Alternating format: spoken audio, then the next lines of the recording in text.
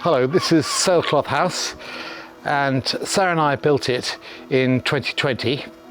We were living in an old mill house in the Bride Valley, and we thought it was a bit unsustainable to have to drive in 2 or 3 times a day, often in 2 cars, just to get into town. So we thought we looked for a place in town. We found a brownfield site. We knocked down the building was here and built this new house. The whole house is made of wood, and it's made of structural insulated panels, or SIPs. The panels were put together in a factory in Crediton in Devon, and the whole ground floor was delivered one morning and put together in 1 week by 2 people. And the second floor arrived, and the third, and so on. The point about having a wooden house is that it's low carbon, and it also, at the end of its life, it will be easy to recycle or use the wood elsewhere rather than burying it. So it's a low carbon solution. The whole house is breathable. The structure is that inside the panels is wood fibre, so rough recycled wood, and stuck on the outside is more wood fibre, more compacted like this. And then on the other side you either get the Siberian Larch cladding, or you get lime render.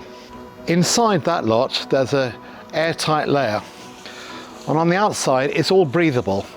So in winter it gets a bit damp, and during the summer it dries out, which is the way it's constructed. It's supposed to work in that way. And the ventilation system moves air around, extracting air from areas like the kitchen and the bathroom, and recovering the heat from that to heat up the incoming fresh air. The whole house is airtight, and the ventilation system is called a mechanical ventilation heat recovery. All that means is that the stale air is extracted from the bathroom and the kitchen, and the heat from that is used to heat up the incoming fresh air. So we don't actually lose any heat. Every room here is connected either to an extract or a supply, and all over the house these tubes are running to keep the house fresh and clean while not wasting any heat. So all the incoming air is filtered, and the filter passes through here every 3 or 4 months. I clean that. That's about 3 months worth of dirt, and that can be washed out and put back in again.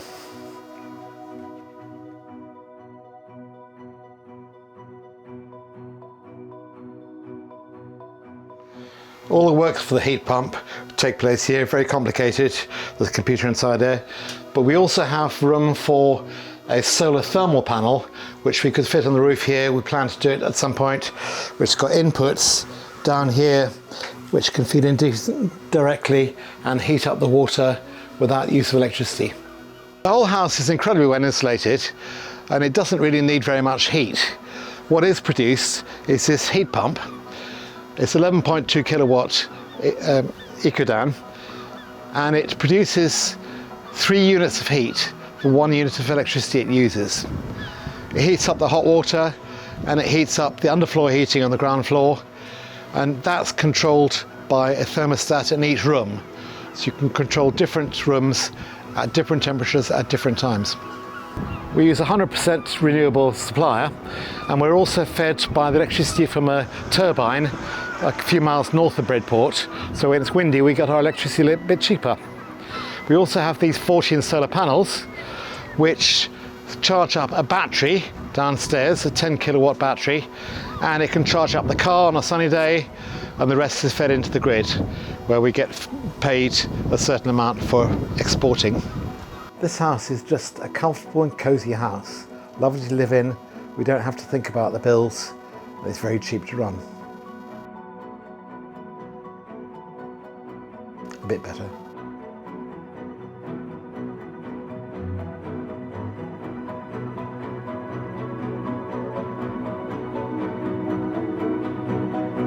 We love living in town. It's great, we can walk everywhere.